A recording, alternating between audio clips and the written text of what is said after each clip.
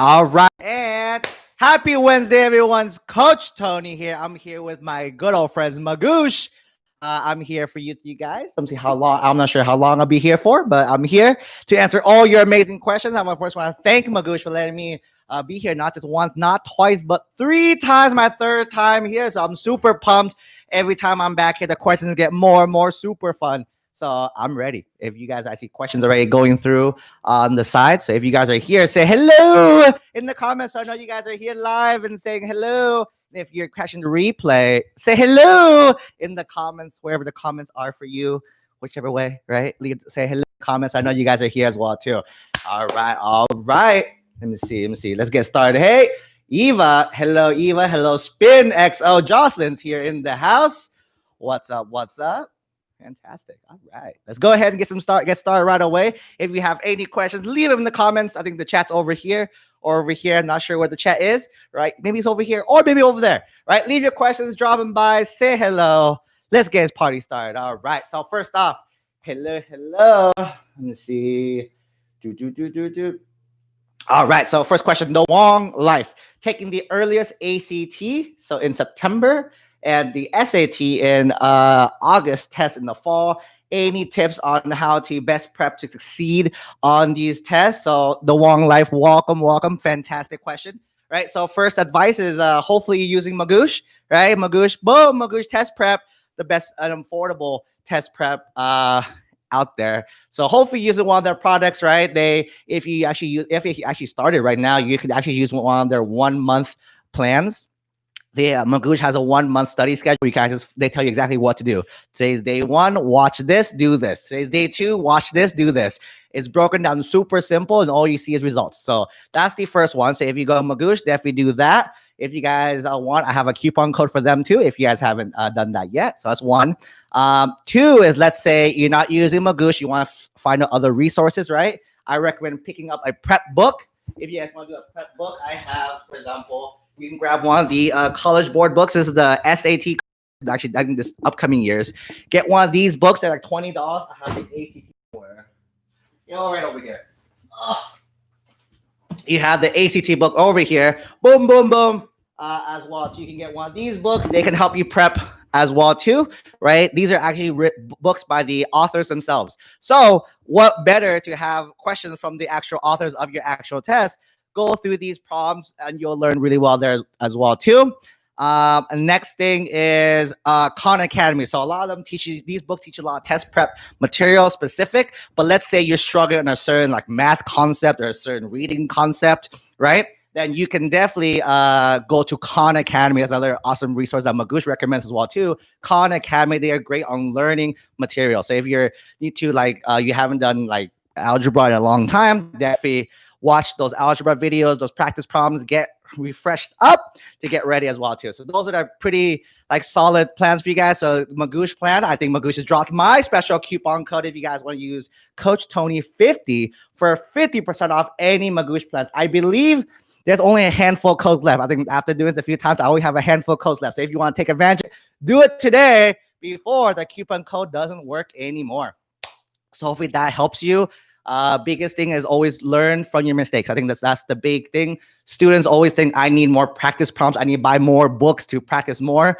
You don't. You probably need just like one, either Magoosh or you need one of these books. Actually, Magoosh has a prep book called the ACT Prep by Magoosh. I'm actually one of the contributors. If you actually go to the front page, my name is there as one of the contributors, right? So grab one of these books, right? Do practice problems, but the biggest thing is learning from your mistakes, right? So if you got a problem wrong, instead of just like, oh, I messed up, move on, go back. Did you miss it because you didn't understand the concept? Did you miss it because you made a silly mistake? Once you can identify what the issue is, you got to fix that one small issue. And once you fix that small issue, don't make that mistake again. Because a lot of students, they keep taking practice tests.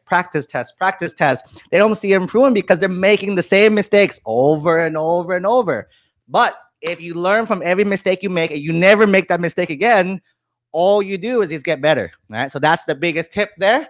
Hopefully that answered your question. Wong Life, if it did, let me know in the comments. If not, feel free to add some follow-ups for there. Fantastic. Next one, Spin XO. Hi, Spin XO 11. I'm currently going to be a junior this year. Congrats. I would like to know if there's anything I need to if I need to take anything extra for ECs, I'm assuming it's extracurriculars, or is that engineering? To get into an Ivy League or state college. I'm assuming ECs is extracurriculars.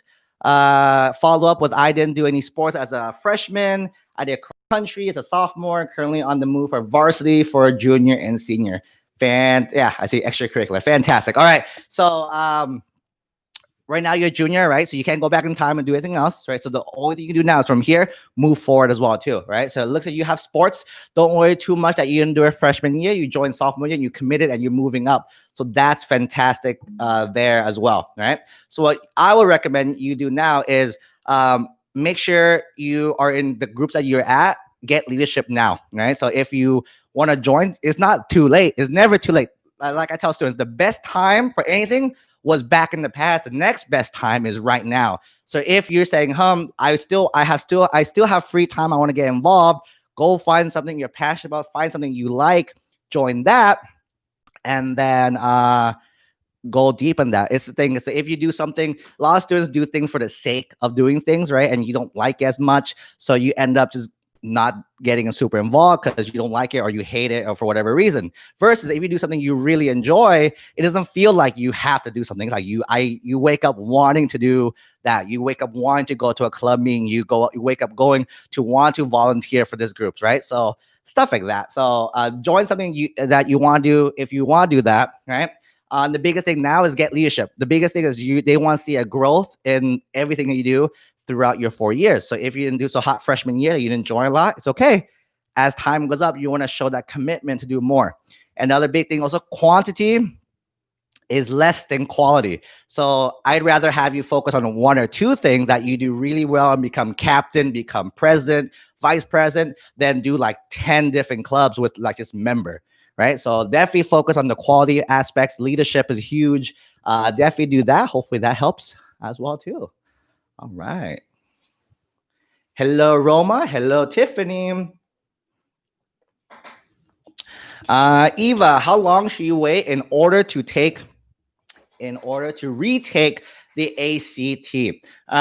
So there's no definite like you should wait X amount. It's all on you, right? Some people study in short bursts. Some people need longer time to study. Let's say you take the AC the first time, like, ooh, I was so close I was like only a few points away. Like, let's say you want to get like a 30 and you got like a 28, right? You don't need to spend like months studying, maybe a month, 2 or 3 months to get that few point boost. But for example, let's say you want to get 32 and you're at like a 25. That's a big jump. You probably need more time to study in between to get you up that high as well too. Okay, so it depends on how long you have also, right? Because especially seniors now, you guys have until December. Even though apps are due earlier, you have until December to send your test scores if you want to send your test scores. So if worst comes to worst, plan for December. You guys got 5 months left, 4 or 5 months left to take advantage of your time and make it happen. Vivian, what's up? What's up? Hello, Eva. I have a 32 ACT. All right. So 23 to 30 in a few days is a really hard thing to do. Straight up, not gonna lie to you, right? But what I think, let me double check real fast if they have this.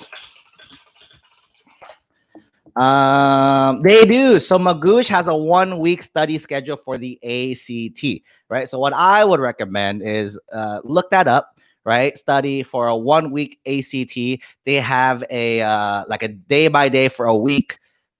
Do that now, right? Do that now and kind of and follow that method. The biggest like main themes though will be basically taking a practice test right now. Like after, don't leave yet. After you're done with Coach Tony, go take a full-length practice test and spend the next day or two reviewing every question you got wrong. Then if you have time, one more time, right? So I'll take the practice test, spend tonight and tomorrow reviewing everything you got wrong. Take one more practice test and I'll review all that as well too. The biggest thing is review. Is not doing more problems. It's understanding why you got certain problems wrong and not make that same mistake one more time. Cool. All right. Manier. Oh, Magoosh hooked it up with the, is this right here? Magoosh hooked it up with the 1 week study schedule, guys. For all you guys who have a week left, definitely drop by there. Money or any nigga taking the SAT as many times as you want.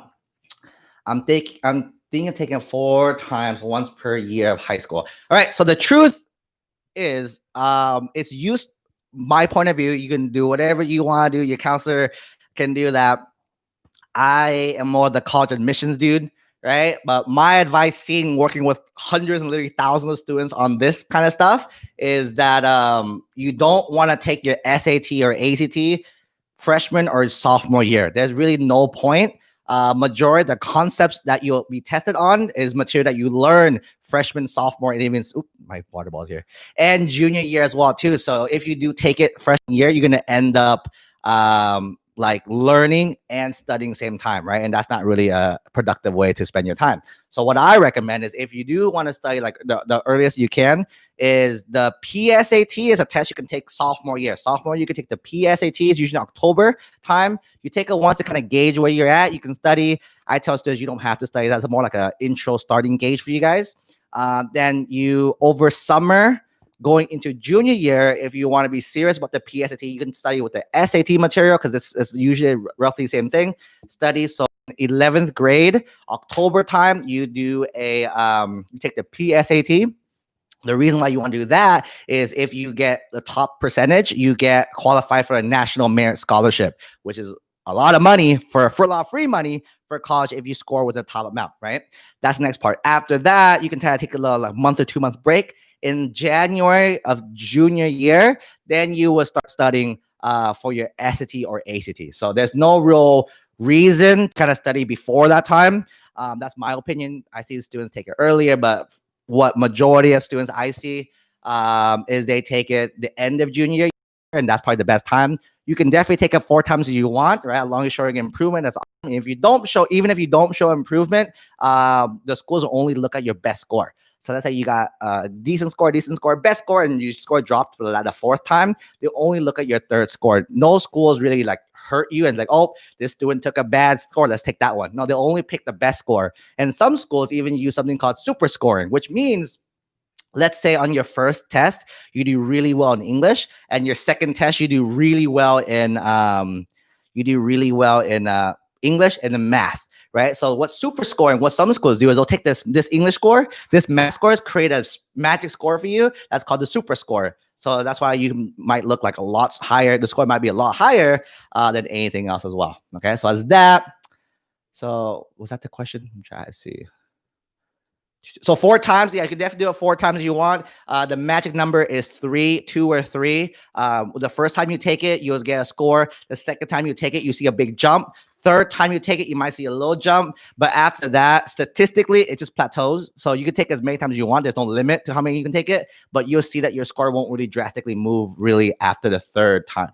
So that's why we say study. And then the second one is probably the biggest jump you'll see. And the third one's using that small jump as well too. Okay. Cool.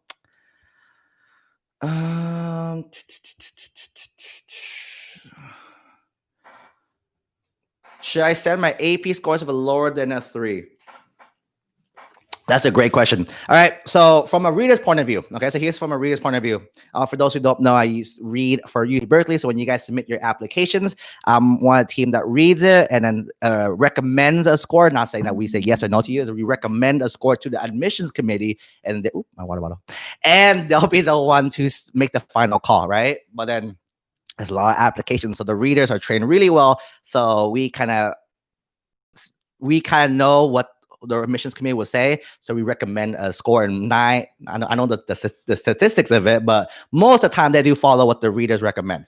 So it's that. So the question is, should I still send my scores if it's lower than a 3? Right. So the thing is, especially with UC schools, for those of you guys who think of UC schools, UCLA, UC Berkeley, the other UCs, they use something called holistic and comprehensive review, right? Which means that everything you submit is all added value to your application. Nothing can really hurt you in the application, right? So even if you got a bad score, that you got 2, right, on your AP exam, right?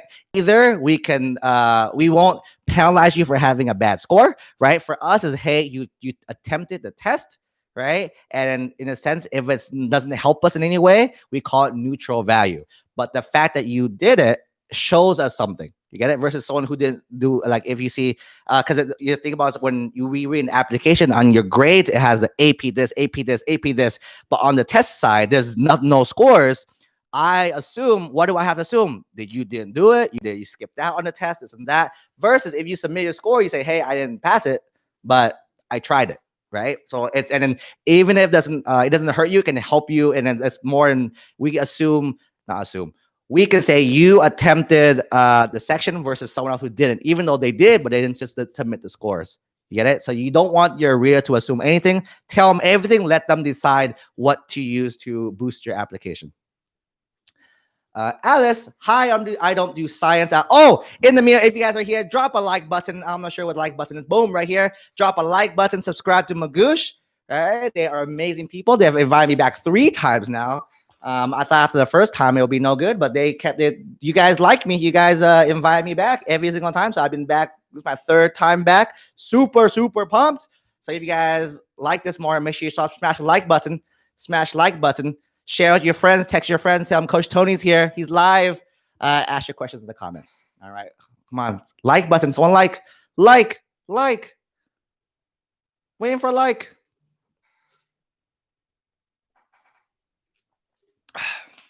No like. It's okay. It's okay. Moving on. I don't do science at school, so that's the subject we're going to ACT done. All right.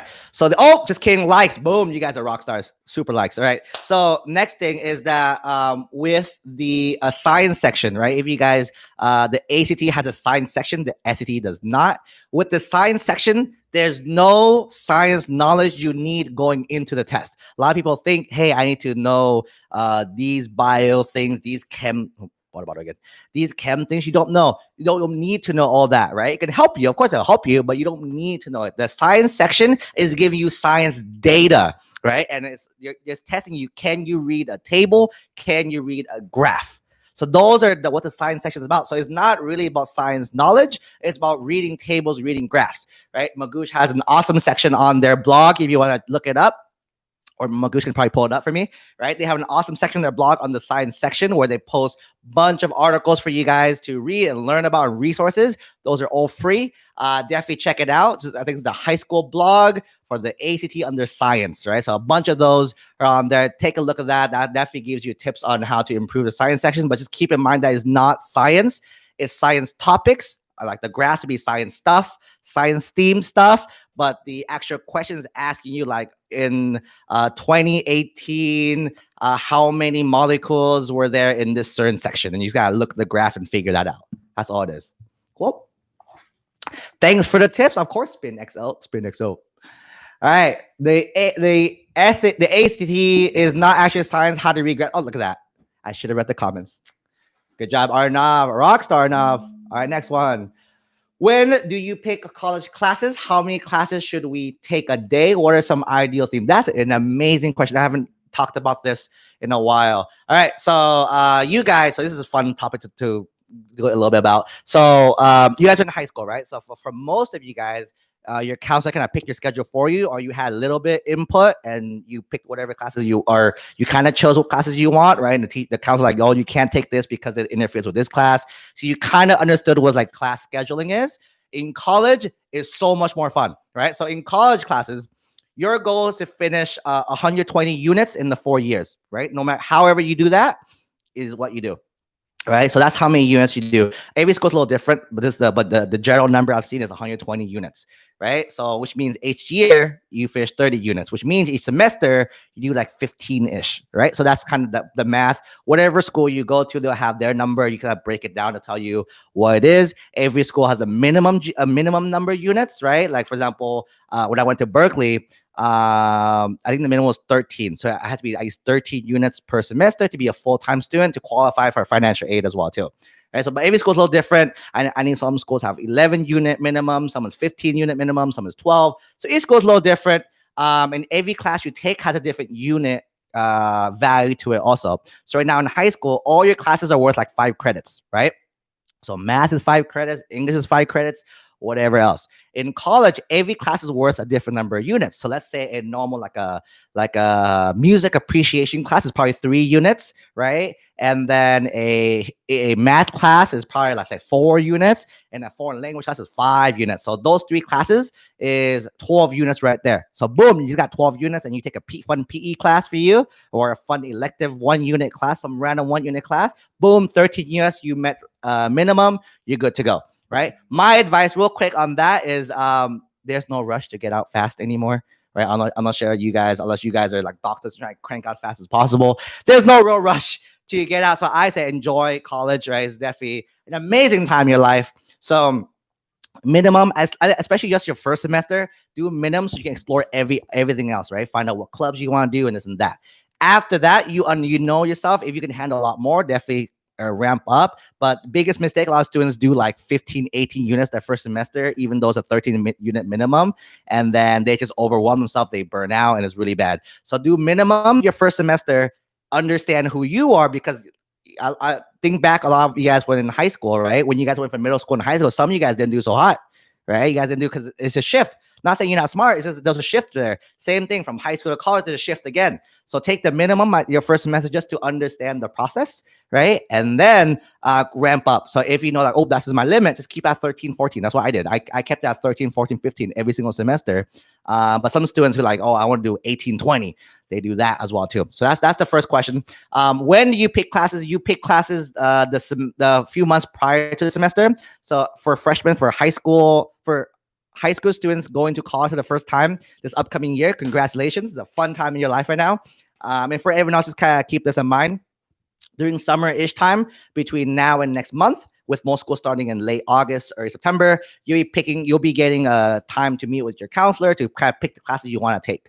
Right, so that's that. They'll tell you can take these classes. They recommend this schedule for you guys. But ultimately, it's up if you understand how this classes work and schedules work. You can pick your own schedule. If you guys want more information about that, definitely let me know in the comments, and we can talk about that a little later today. But you can pick your own classes and own times, right? So you guys right now go to high school like 8 in the morning every day, right? You don't have to do that. If you want to sleep in, just pick classes later, right? Like for me, I tried an 8 a.m. class in college because all my life I did 8 a.m. classes. I could not wake up for 8 a.m. classes in college. So my earliest class, so eventually my schedule became, I only went to school Tuesday, Thursdays from 10, 11 a.m. to like 3 p.m. Tuesday, Thursdays. So I had Sunday, Monday, Wednesday, Friday, Saturday off. I had 5 days off school, only 2 days in school. So that's the beauty of college. You pick your own schedule. You can't do what you want to do. Right, if you have any more questions, boom, just leave them in the comments. And side note, I know some people said, if you're a morning person, crank it up in the morning, you have the rest of the day. If you're like me, who wants a little extra sleep, right, then pick later classes. Cool. Moving on. Oh, where is it? I lost train of thought. All right, Alice chimed in. Alice said they went from a 22 to a 30 in 2 weeks. It's not much time possible. Yeah, so yeah, you have stories like Alice who can make it happen, right? Study hard, right? Boom. Israel, Jose. Hello, I'm from Peru. I'm a freshman in microbiology in my country. I want to study either biomedical engineering or bioengineering in the US. I've been told to get a stable job, I will have to make it to grad school. Then undergrad, I can study bioengineering and the major, then move on to bioengineering or graduate school. What do you suggest to me? Okay, so you're looking for more of a grad program, right? And you're a freshman in college, I'm assuming. Yeah. So what I would recommend, so you're super ahead of the game, right? You know already you want to go to grad school. So what I would recommend, work backwards, right? So work backwards. If you know you want to get into a certain program, a certain graduate school program, right? So graduate school for those, I know there's a lot of high school students in the audience right now, but for students who are interested, like this is super future, but graduate school is like getting your master's degree or getting your PhD degree to be a doctor one day also, right? So with you guys, high school students, you gotta take the SAT, the ACT, right? For grad students, you guys take the GRE. For majority of schools, you take the GMAT for business schools, the LSAT for law schools, the MCAT for medical school. There's a bunch of other tests too, but those are the main ones. Now, all Magoosh, has a prep program for all those. So if you guys are interested in that, right, get Magoosh for SAT, AC, and later on a few years, get your Magoosh on for GRE, GMAT, LSAT, MCAT as well too. But going back to the question, right? What should you do? So what should you go ask the schools that you want to apply to in college for your graduate school program and ask them what they recommend, right? Because every school is different. No school is exactly the same. There's no one answer. If you look up, we have a bunch. Magoosh is really big in the GRE and GMAT, so definitely check them out. They have a bunch of resources, but if you just look at them, it'll be like here are the average scores, but it's all case by case. So for Israel, I will look into the schools that you want to go into, which biomedical programs you want to apply to. With those universities, ask them, hey, what do you recommend? Because I know some schools recommend you work first, then you apply. Some schools recommend just do well in college, take the GRE, then you can get in. So every school has their own different like recommendations depending on what program you want to get into or anything else like that. So definitely, so for you, look into if you want to go to the United States for your graduate school program, what schools do you want to go into, right? Do a search on that, right? What schools you want to get into, and reach out, ask them, send them an email, call them, however you want to contact them and say, hey, I'm currently a freshman in undergrad over here in Peru, right? I want to go eventually to grad school in your program. What do you recommend for students like me? And they'll tell you exactly what they were looking for. And don't contact the undergraduate, contact the graduate school programs, right? Graduate school. Cool. Sophia, hopefully I helped answer your question. Sophia, 8 tips on how to do the verbal reading section more quickly. Yeah, so Sophia Magoosh has a bunch of resources on this as well too. Just search up reading faster Magoosh. Those are the keywords you should type in. I know that I have 2 articles on that already, but my tips on that is to read faster. You need better fluency, better comprehension.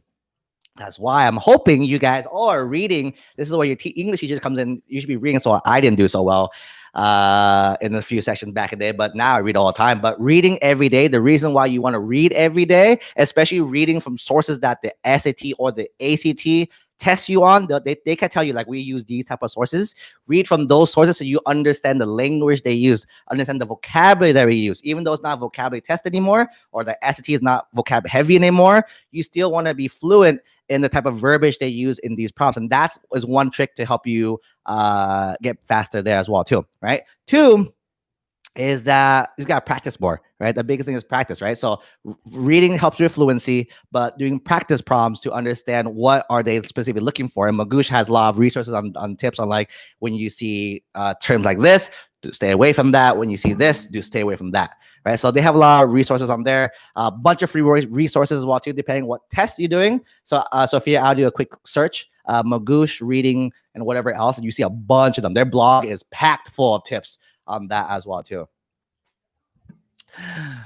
Bhavya, are you a college admission person? Like, do you look at college apps and decide if a person gets accepted or not? That's a great question, right? So yes and no, right? So I'm a college admissions person for sure. I help students get into their dream schools every single year. So I do that. I also have a TikTok. Boom! I have a TikTok. If you guys haven't followed me yet, I haven't posted in a while, so my bad. But it's at CoachTonyLe. My name at CoachTonyLe. You can follow me on TikTok there. I have a phone number. You guys can ask questions. I'll ask if I can get permission to post that for you guys. But you guys can text me questions. I answer them back. So as that. So my goal is to help students get into their college they want, right? So the second part of your question is, do you read apps? So schools, so you guys understand the reading, the application process is that when you guys submit your application for especially big schools like Berkeley, UCLA, and these are big schools, is then you submit it, and there's a reading team. There's a team that reads your application. We are not admission counselors, so I'm not Berkeley's admission counselor. However, I do read applications for Berkeley, so I can tell you where I read from. That's conflict of interest, but I read applications and I read the entire thing, and then I recommend a score of yes, maybe no, right? Yes, maybe no. All your applications, especially I can speak for sure in Berkeley, all the other schools do a little differently, but For Berkeley, you get 2 reads, right? You get 2 reads, maybe 3, but 2 reads. And after your 2 reads, after the 2 scores of like yes, no, maybes, it gets sent to the admissions committee. The committee is the one that actually admits you, right? But I'm not part of the committee. I don't know anyone in the committee. But I know, but the thing is, during training, we get trained called norming. So there's a 300 of the readers there, right? The whole goal of training is to get us all to think exactly the same. So when we all see an application, oh, my video died. Oh, I'm still here. Hold on. Boom, there you go. So, brain fart.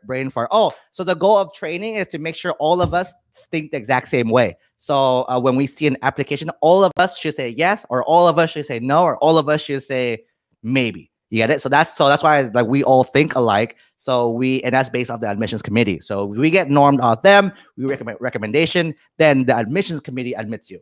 All right, so that's that. So I'm not a admissions committee person, just a reader. 'Tis all. Any ACT math tips? Reactin' Rollin. Very nice. All right. So with math, the biggest thing is you have to know the math facts, right?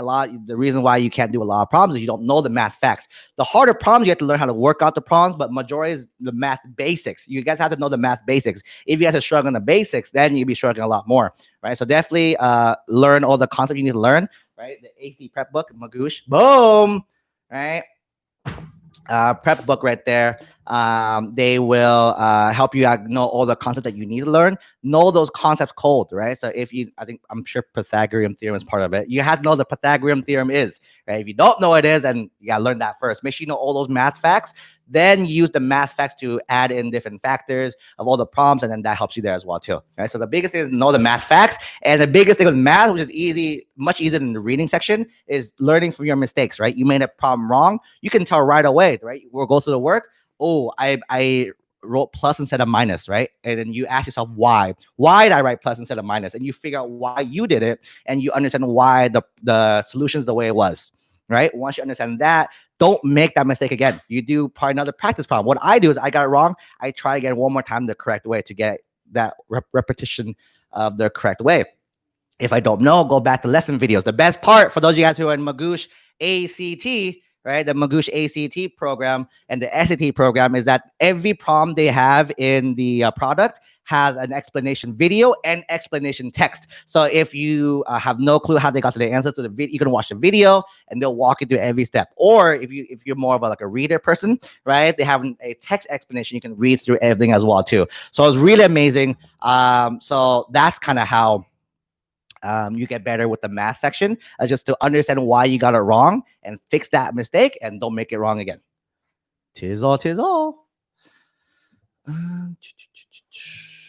Richard Ortega, my GPA is a 3.0. Don't turn that frown upside down.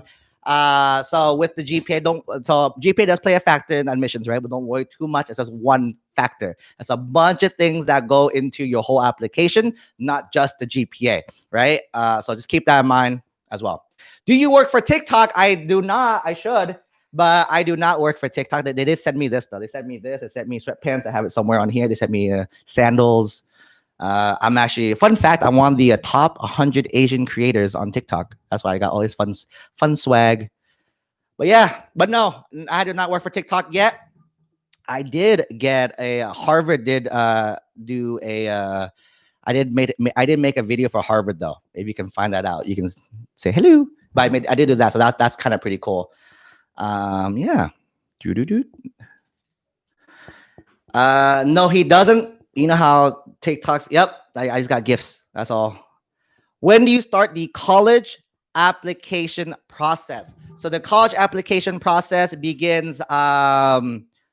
So technically, if you are a senior right now, you start thinking about it and start looking up the schools that you want to apply to. This is definitely the time. You have time right now. A lot of applications actually open in a few weeks. So August is when a bunch of applications open. The rest of them open up in September-ish time.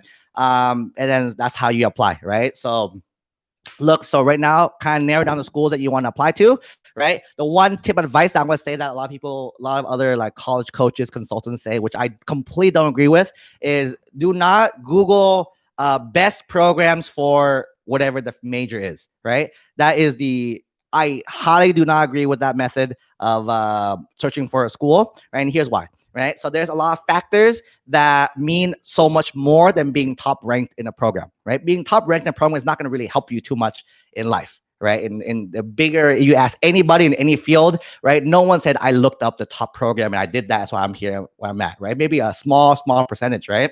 But you want to figure out factors that matter to you. For example, let's say you're from the East Coast. You're from the East Coast and you look up top majors in top schools for computer science. Let's say hypothetically they're all on the West Coast, but you're the oldest in your family, right? And your parents depend on you to be there at home to take care of them. You don't even have the option now to go to the West Coast, right? So think about factors that matters most to you. So I tell students, think about location.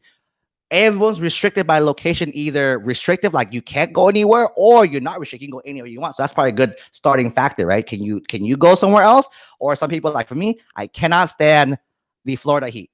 People who live in Florida, you guys are like gangsters for being that they so humid. I was there last weekend for a conference, right? But then it was super humid. I cannot do that. College, if I went to college, I would not go to college there either. And same thing with me, I do not like the cold. So East Coast schools, I wouldn't do well. It's too cold. It snows. I don't like the snow.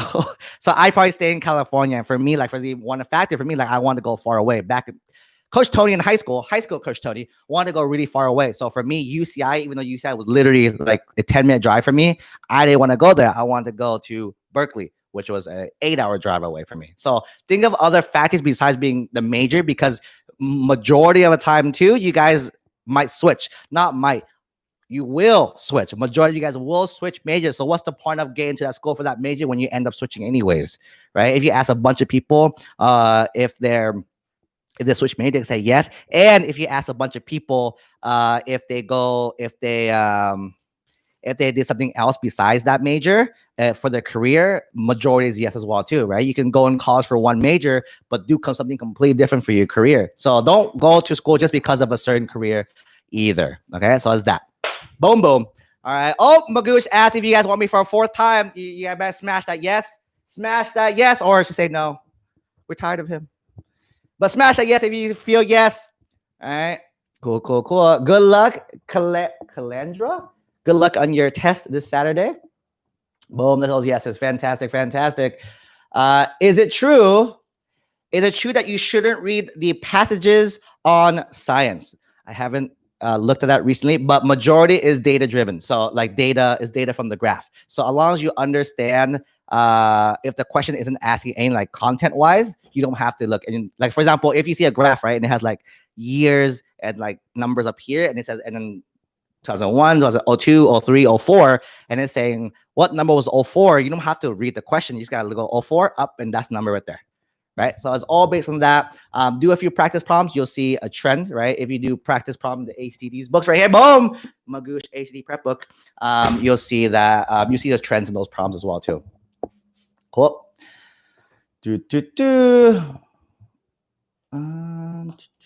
Oh, you guys asked a lot of questions. My feed jumped up. Let me see. Boom, Magoosh just linked you guys on ACT science tips. If you click that, and they also gave you a YouTube video with science tips as well too. So fantastic. I just got permission for you guys to text me. So you go feel free to text me. Here's my number. Boom, I left in the comments. Feel free to text me. I'm a little behind right now. I was on my conference, so I fell behind, and in the result of responding, I fell behind even more. So I'll respond to. I do my best to respond to all these texts as soon as I can. So if you have any questions and you're too scared to write it in the YouTube comments, that's where it asked me too. I was too scared to always ask my question. So feel free to text me if you guys have any questions on there. Cool. Oh,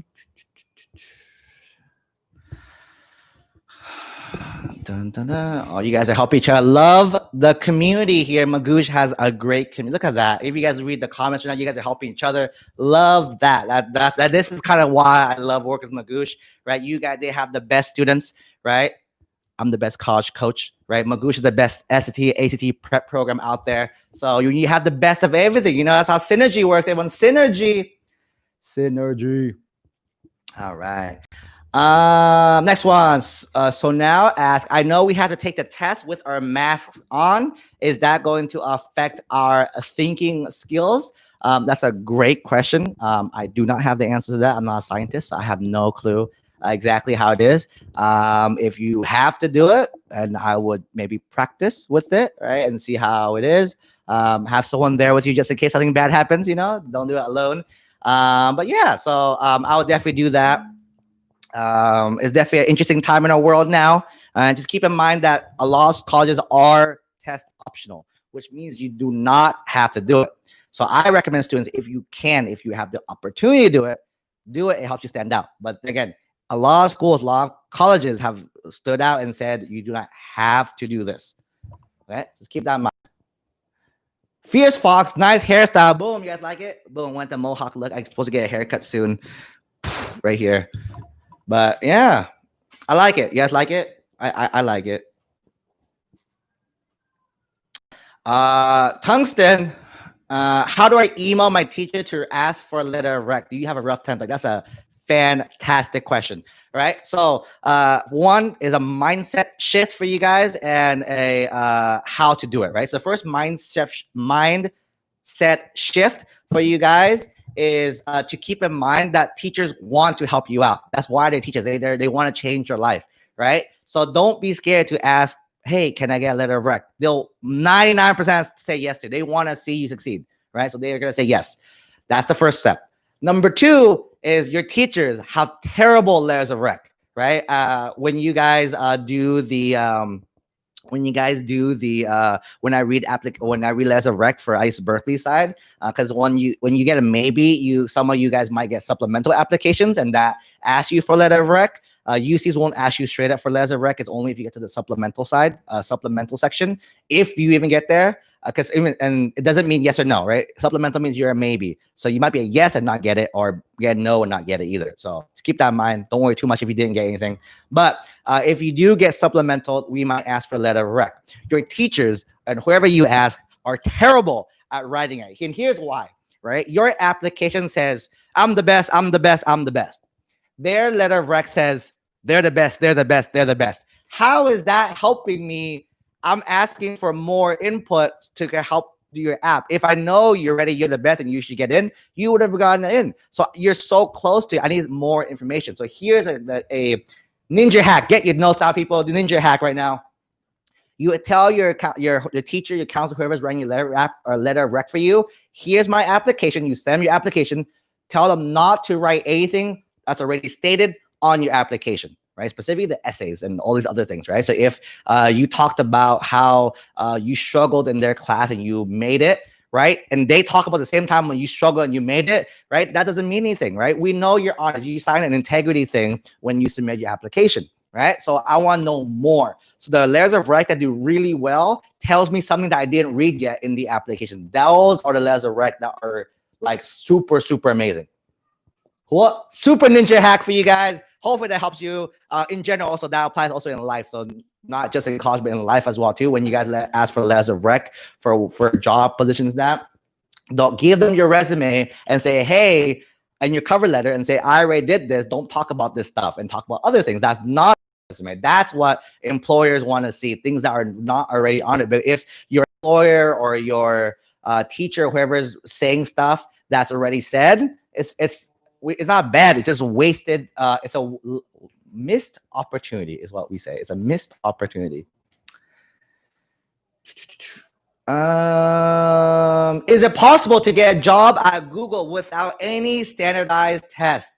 Right? And the answer is yes, right? So I'm gonna plug this. I haven't plugged it yet, but if you got, if I have a summer camp, a free virtual summer camp that I'm hosting, it's an 8-week long. We're actually in week 4 of summer camp. It's not too late to join. We have all the replays, so you can go back and watch all the replays as well too. I'm gonna post a link in the comments. collegeadmissionsecrets.com/summer camp. So my summer camp program I created, if you guys are on TikTok and you follow me, you probably in it. I have a few thousand students. So if you're here, shout out to you guys. You guys have been amazing. But with the summer camp, I basically teach you guys college admissions prep. So like this week is actually SAT, ACT prep week. So perfect timing on Magoosh's end as well too. And this little live, right? This is SAT, ACT prep week. Yesterday we talked about SAT versus ACT, which was better for you. This morning we talked about the subject test.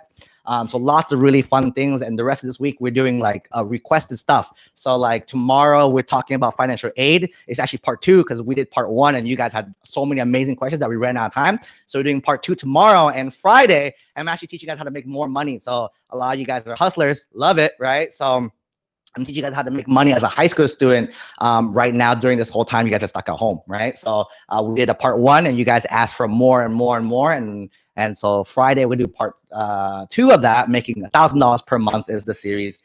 So that's this week. Last week was a computer science engineering week. So we had tons of little lessons about engineering, the engineering and computer science field. And we talked about how actually Google and a bunch of other top tech firms are actually taking away their requirement for bachelor's degrees, right? What does that mean is that you actually don't need a bachelor's degree to work for these top tech firms anymore, right? And there's alternative ways to do that. And in my summer camp, I talked about the different ways you can work for these top companies without a formal like computer science degree or engineering degree. That was last week, super awesome stuff.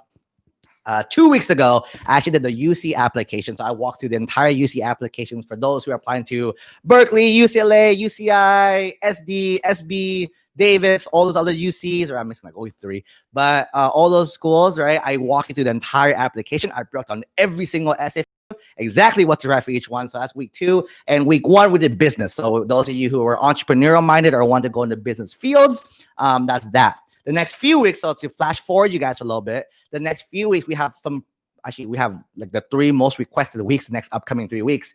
We have a pre-law week next week, which is people who want to be lawyers and the law field. We have a common app week where we will go through the common application. And for those of you guys who are applying to private schools, a lot of private schools are using the common application. So I'm going to break down the exact application for every single essay. What are they looking for each one? And then we're also doing a pre-med week as well too. So those of you who want to be doctors and this and that, we have an opportunity for you guys to join and learn more about that field as well too. And we have a fun, we call it hybrid week, where we just throw random things in there that you guys have been asking for. We have a survey. The reason why the camp is so amazing and so much positive feedback is that when you enter, there's a survey and you guys say, hey, I want this. And my team, I work with a group of interns and we do our best to kind of get every single market and have you guys learn about all these fields as well too.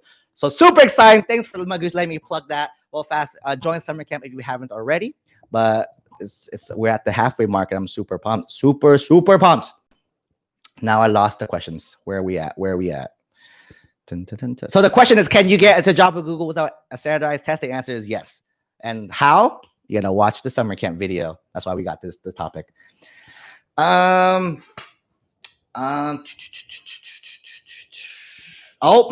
linked you guys on a video on how to read faster. Thank you, Magoosh. Check that out. Make sure you bookmark that on the blog post. So for those visual learners and those auditory learners as well, too, you guys got both of those.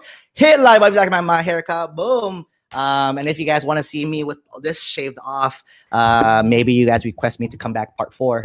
Maybe. And I'll show you the real mohawk look that I was going for. It's just I haven't cut it for a while. That's that. Follow me on TikTok. Fantastic. CoachTonyLe is my TikTok name. You can also find me on Instagram and all these other fun social media things with that name as CoachTonyLe as well too.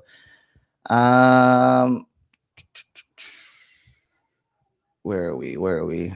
Oh, Eva asked, how do scholarships work? Is it different for each school? What makes you a more likely candidate for full ride scholarship? That's an amazing question as well too. So Eva, you should definitely join summer camp. We're doing a Q&A financial aid session tomorrow. Financial aid section tomorrow morning during the thing. But what it is so scholarship is basically money that you apply. It's free, but you have to apply for it, right? Money that's completely free is called grants. So grants are money that's given from the government, the U.S. government, and from your state, right? They'll give you money to go to school. That money does not need to be paid back. That's grants. Scholarships are free money too. You don't have to pay that back. However, you have to apply and you have to earn it. So that's earned free money, right? So then I recommend a few scholarship websites to find them, because where do you find them, So there's three main ones. First one is FastWeb, FastWeb.com. Fastweb.com is one site. I used that back in high school. It's still alive, so it's doing well. Next one is Scholly, SCHOLLY. SCHOLLY.com is the other one. And number three is scholarships.com. Scholarship with the letter S.com. So these three are scholarship databases where you input your information in there. Like I'm a high school junior. I like math and whatever these else. And they'll give you a scholarship that matches towards you, right? And all you do is apply, right? That's my biggest regret. If I did that, I would have got a free ride at college. I didn't do that. I had to pay. But you basically apply a bunch of them, right? There's scholarships that go to your school. There's scholarships that go to you, right? So scholarships that go to you are rare, but it goes money straight to you. You do whatever you want with it. There's scholarships that go to your school, right? You see, if you follow my TikTok, I post a bunch of scholarships on there, and then you can apply for them. It's like a few $100, $1,000, and there's big ones like $20,000, $30,000, $40,000 scholarships that you can get as well too. Full ride, the concept of full ride. There are scholarships that are dedicated to full rides. Like seniors right now, there's something you guys could write down. It's called the Gates Millennium Scholars Program. Gates Millennium Scholars Program. If you can't spell that, just type in Bill Gates Scholarship, right? So you guys know who Bill Gates is. I hope you guys know who Bill Gates is. I don't think anymore, but he was one of the richest dudes in the world. And then he created a scholarship program that's full ride for undergrad. So if you apply to it, it is a very long scholarship, a lot of essays. I think it's due in September. So definitely do that. And then that's a full ride. So if you get it, it covers everything, right? So that's that. There's a bunch of other ones too. Another way to find them is big companies have scholarships. So I know there's a Burger King scholarship, a Coca-Cola scholarship, a Walmart scholarships. All those big companies, they all have a scholarship program as well too. So search a lot of them. Majority of scholarships will be open mainly to high school seniors. So high school seniors right now, so former juniors, you're a senior mode right now, right? This is the year you apply like crazy. Apply like crazy because this is the year you have the most access to them. And juniors, high school juniors, there's still some, not a lot, but there's some. College freshmen, there's not as lot as high school seniors, but there's still some. And as you go away from that group, like high school freshmen, not a lot. They're still there, but not a lot. And same thing, fourth year in college, it's still there, but it's not a lot either. So high school seniors, though, you guys apply like crazy. Apply like it's your job to apply nonstop. You study, do your extracurriculars, leadership, and scholarships all day long. Repeat, and you'll see that you're basically getting a bunch of money, and you don't have to stress out anymore. And then also, if you get a lot of scholarships that pays for everything already, the rest difference gets given back to you as a refund. So how cool would it be to get like a $6,000 refund every 6 months because you got so many scholarships, right? So that's my tips. That's what my friend did. He got $6,000 to spend on whatever he wanted because housing was paid for, tuition was paid for, all things was paid for already. So it's definitely super awesome. Should I apply for college the end of junior or during senior? You are applying during senior year. So you can't apply to junior. Senior year, you apply. A lot of schools have deadlines in, if you're doing early action, early decision in September. If you're doing regular decision, it's like October, November, December, January. That kind of range is when you apply. I would just look up the school, what school you want to apply to, add application deadline, and it'll tell you exactly when the deadline is, for the that school as well.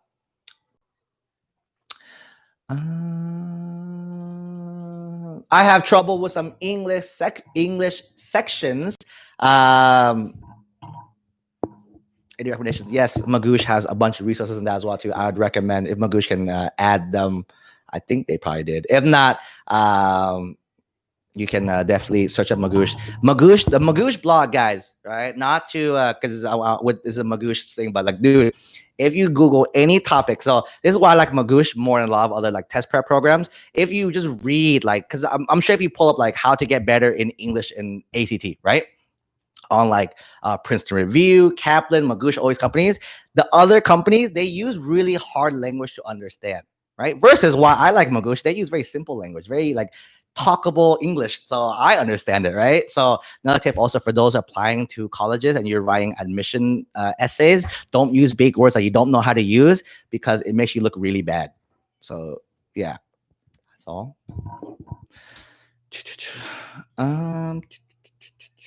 Eva, military kid moving to Germany, and then in a junior year, will my move affect admissions to colleges back in the United States?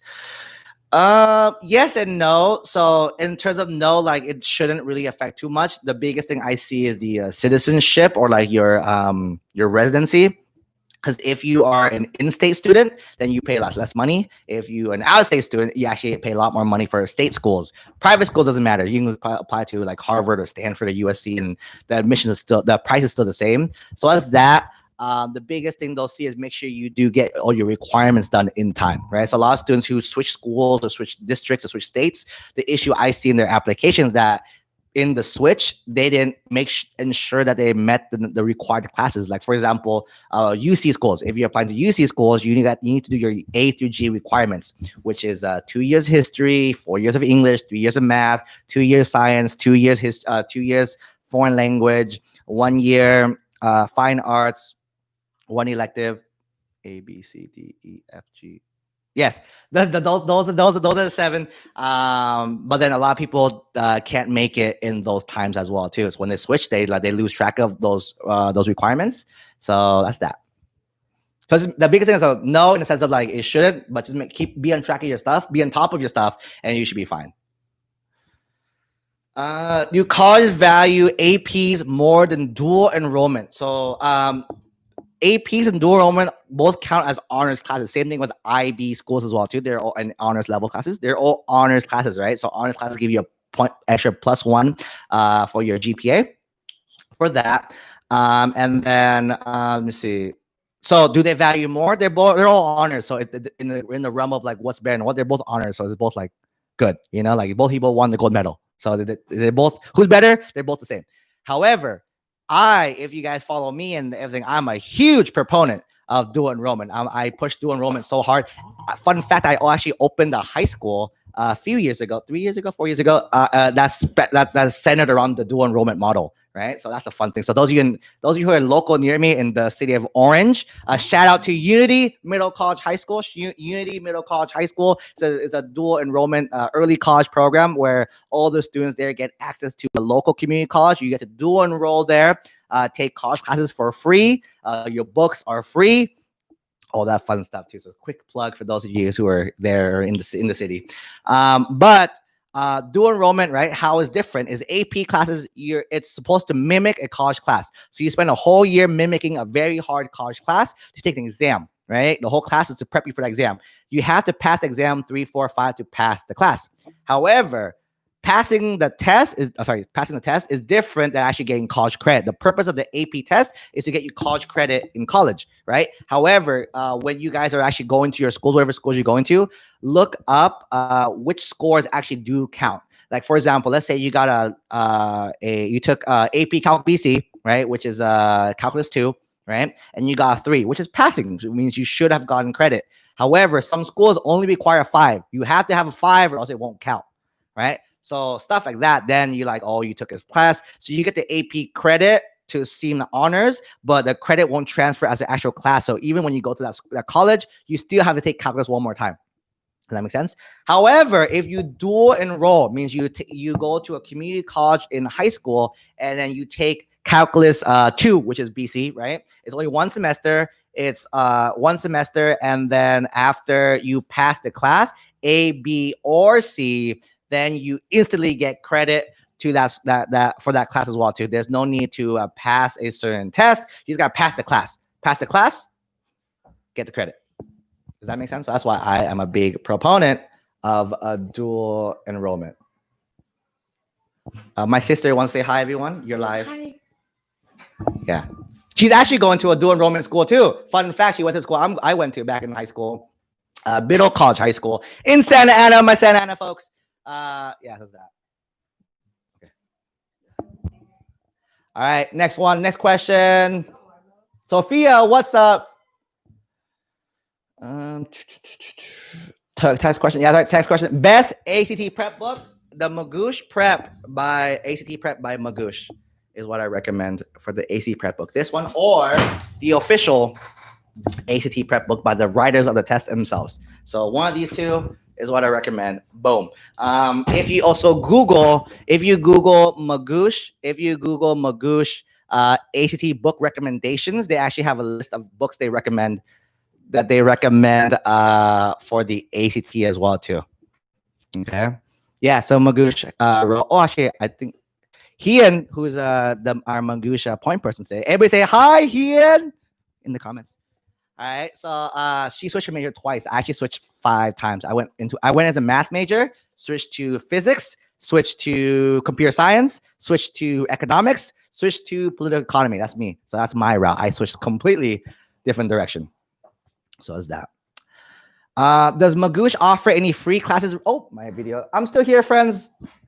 Does Magoosh offer any free classes, resources, and tips? Trying to find some ACT. Yeah, Magoosh has tons of resources. I think they probably linked you in there as well too. So Magoosh has tons of resources in the blog. Check that out. It's at magoosh.com/ACT. Tons of free resources, and they have a 7-day trial for you guys to try it out. So definitely try them out for 7 days. After that, you want to save some more money, use the coupon code CoachTony50. Hopefully still around when you guys are doing this. And that will help you as well too. Okay. Yes, I used the virtual summer camp. It's awesome and free. Y'all can join. Eva's in our summer camp. Fantastic. Join, everyone. Join. React and Rollin. When should seniors start applying for college? Because I'm retaking the AC in September. So every school is different. So look at the fastest way is look up what schools you want to go into and ask like application deadline, right? And I'll tell you exactly when the deadline is, and you find out when the application opens, right? Once you figure out when the application opens, you can start in it early. Right? Start in early, revise it, fix it, and it's not too. All right. If you haven't subscribed to Magoosh, make sure you subscribe. Make sure you smash a like button. It's a lot of comments, not enough likes.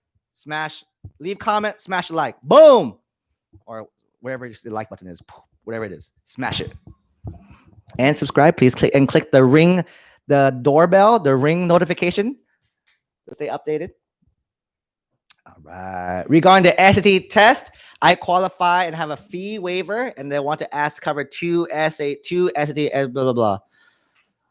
Yes. So if you get a fee waiver, I believe you get 2 SATs and whatever the subject test is. So 2 subject tests, then 2 subject tests. All right. So how's that? Yep. Leanne, rockstar. She's one of our rock stars in our VIP experience in summer camp as well too.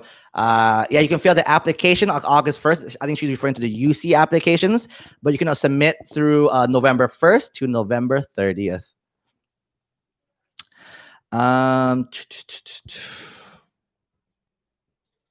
What essay reading articles do you think we should read? It's okay. We should read ACT reading recommendation, Magoosh.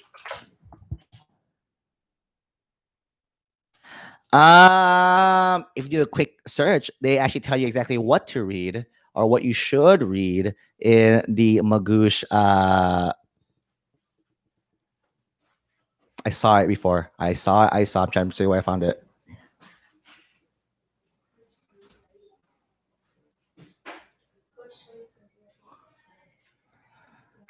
I saw it. I think Magoosh will link you to the thing if I can't find it. But then they have a resource on like what to read for you guys to have the closest to the experience as well too. Okay. All righty. Let me see what's next. All right. I have like 8 more minutes. 7-8 more minutes, tons of amazing questions. So same thing, I'm gonna try my best to get through most of them. If I didn't answer your question or you still have a question, make sure you text me the number somewhere in the chat. Scroll up. Feel free to text me your questions. I'll get back to you as soon as we can. And make sure you subscribe to Magoosh if you guys want me to come back for number 4, part 4. Definitely let Magoosh know in the comments as well too, so they can invite me back. And then if you haven't joined summer camp yet, my links in summer camps there as well too. So text me. let Magoosh know that you want me back. Subscribe to them, like this video, and then join summer camp. All right. Long Life. I just signed for summer camp. It started on June 22nd. It's gonna end on my date completely wrong. August 18th. It's supposed to end on August 18th, not on July 18th. I gotta fix that date. But with summer camp, you can go back and watch all the replays. Yep. Have you heard about the Sophie Davis Biomedical Education Program, or BSMD? Do you think a lot of volunteer work? So BSMD's programs have been a big thing that has been popping up on my questions a lot recently, right? So the big thing is you have to ask yourself why you guys are basically wanting to do a BSMD program, right? A lot of you guys want to get out fast.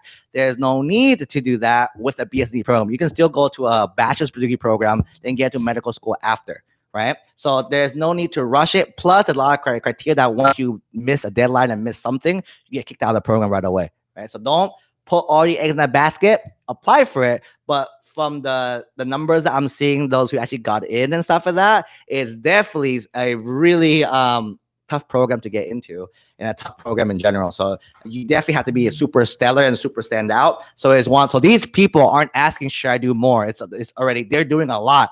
And basically every single minute they're doing something kind of thing. So again, so do your best. Do you think volunteer is required, especially in coronavirus? Another thing I want you guys to think about also with this question specifically is a lot of people are messaging me saying, hey, because of this whole world events, right? All these world events, like I can't do this. My internship got canceled. This got canceled, blah, blah, right? I hear a lot of excuses for people who want to go to top schools, a lot of excuses, right? So if you are the ones who want to go to these top schools, these are winners. They don't make excuses. So all you guys mindset shift right now, right? So instead of asking, I can't do this now, how do I go around this? Right? So because even though you didn't get in, you can still write that, hey, I got into this internship program on your application, but figure out a way now, what else can I do? Right? Hey, that professor that worked there, let me see if I can help him somehow virtually, or talk to him, or get into contact with him, or find alternative ways to do something regardless, right? Winners don't make excuses, guys. And you guys are all winners because you guys are all here with Magoosh and Coach Tony. So definitely do on that. Cool. Can you give me more on Reach School? I'm not sure you mean by Reach School. And Africa I love dual enrollment. Dual enrollment is my favorite. We have something called CTE, which gets us ready for a specific career path. I took CS, fantastic, awesome. But why material very basic and unorganized, and so I decided to take a junior, but more AP classes, then make the right choice, justify. Yeah. So here is the one thing a lot of students tell me, like, what if I did this or this, right? Or what should I do, right? And I tell students, do this, and they're like, oh, but this option is this though. So the biggest thing about life is more of a life lesson for everyone, not really just this, but more of a life lesson kind of thing, right? Once you guys pick an option, go 100% and never look back, because don't live life with what if this, right? Pick an option, go 100%. If you chose to take this one class, there's a reason why you want to take that class over another class, right? Take it, commit to it, go solid all the way down. Don't go and go, oh, what's behind that door, right? Because if that, you never live life to its fullest potential, you know? So in general, whatever you guys do, pick it. If it's college, right? Activities, right? Because you guys we only have 24 hours in a day, right? So which club are you going to pick? This one, A or B?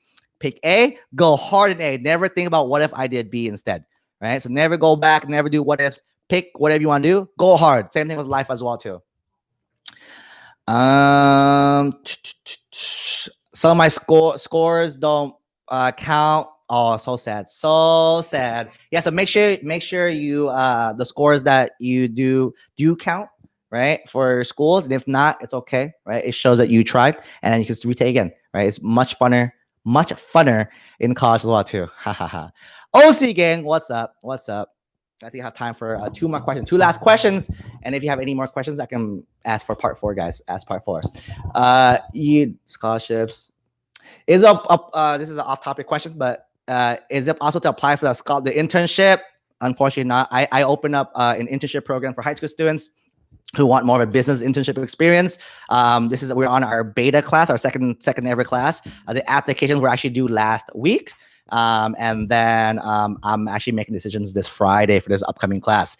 If you want to wait for Gamma class, so we just had Alpha classes, is Beta class coming up. Gamma class is coming in 12 weeks. So my internship is 12 weeks long.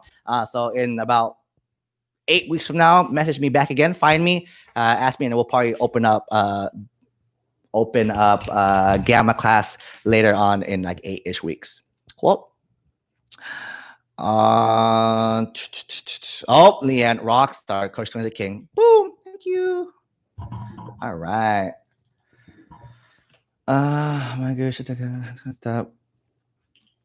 I know it closed last Friday, but I want to ask Magoosh Magoosh and College Mission Secrets don't really are one thing. It's two different things. Magoosh is my awesome friends over in the test prep field. I work with them really close, right? College Mission Secrets is my thing, right? So again, it's okay, right? It's okay. Life moves on. We keep going, right? There's a Gamma class in a few weeks, right? 8 weeks from now, go there. So here's why I always do this, and I don't really mind too much, because a lot of students who didn't get an Alpha class, I told them just reapply again in the Beta class, right? Guess, does anyone know how many people applied who didn't get in from the other class, from the first class? I told them all, hey, you didn't make it, reapply this time.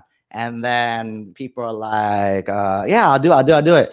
And then guess how many people? So you guys, and nope, no, two people reapplied. So then both of them actually made it. For sure, no matter what, I'm gonna take them in, because that perseverance factor, guys, right? You guys, a lot of people gave up. Don't give up. Perseverance. And last question is the one last question today. Boom, boom, boom. Sorry, I couldn't get to everyone's question. We had so many awesome questions today. But last one. Where am I? Is it hard for international students to get a full ride scholarships to a good university? That's an amazing question as well too. So with international students, you do get charged a lot more as for state schools. So if you go to state schools, you get charged a lot more. That's an out of state. You're technically out of state. So you pay the out of state tax like $20,000 if you go into like a state school like University of Texas, University of Florida, University of California, Berkeley, or those schools. If you go to private schools, the same cost, right? So private schools, no matter where you are, same cost for everyone. Right. So the biggest thing for you guys is it's a little hard to find scholarships, because a lot of scholarships are like they require residency in the United States, this and that. So you have to be more creative, right? Be more creative and then find scholarships. Again, this is one that you got to find harder a little bit. It's a little harder for you guys. You got to find scholarships that don't have a residency requirement, right? That you don't need to go.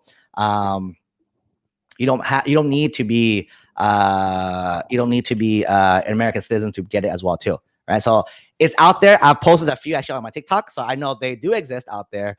So it is harder. I'm not saying it's gonna be easy, but again, if you guys set your mind to something, there's nothing you guys cannot do.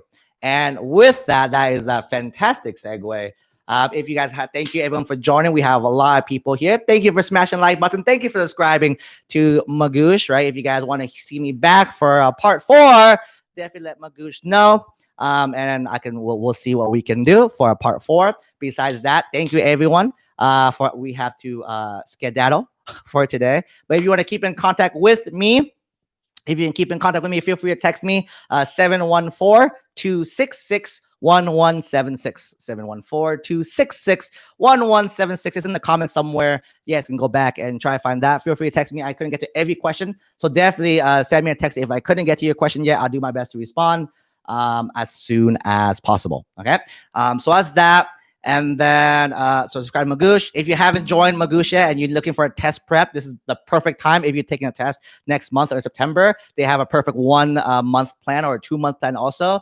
You can use my special coupon code CoachTony50 if that's still working to get 50% off the membership. And that's a great value. Magoosh is amazing. Love Magoosh. But yeah, that's it. Cool. So with that, thank you everyone at Magoosh for everyone. And then thank you everyone for joining me today. I'll see everyone hopefully soon. Bye everyone.